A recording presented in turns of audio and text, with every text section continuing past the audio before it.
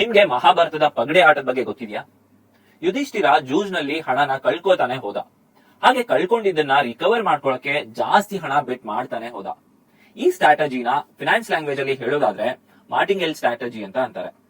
Traders loss ಮಾಡ್ಕೊಂಡಾಗ ಅವರು ಅದೇ ಸೇಮ್ ಟ್ರೇಡ್ ಅಲ್ಲಿ ಲಾಸ್ ನ ರಿಕವರ್ ಮಾಡ್ಕೊಳಕ್ಕೆ ಇನ್ನೂ ಜಾಸ್ತಿ ಇನ್ವೆಸ್ಟ್ ಮಾಡ್ತಾರೆ.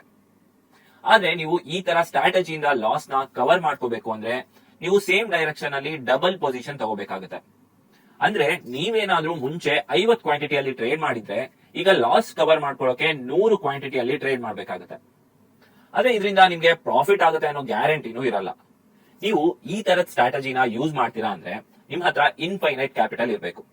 ಆದ್ರೆ ಇದು ಇನ್ಸ್ಟಿಟ್ಯೂಷನಲ್ ಇನ್ವೆಸ್ಟರ್ಸ್ ಗೆ ಪಾಸಿಬಲ್ ಆಗ್ಬೋದು. ಆದ್ರೆ ರಿಟೇಲ್ ಇನ್ವೆಸ್ಟರ್ಸ್ ಇದರಿಂದ ದೂರ ಇದ್ರೇನೆ ಒಳ್ಳೇದು.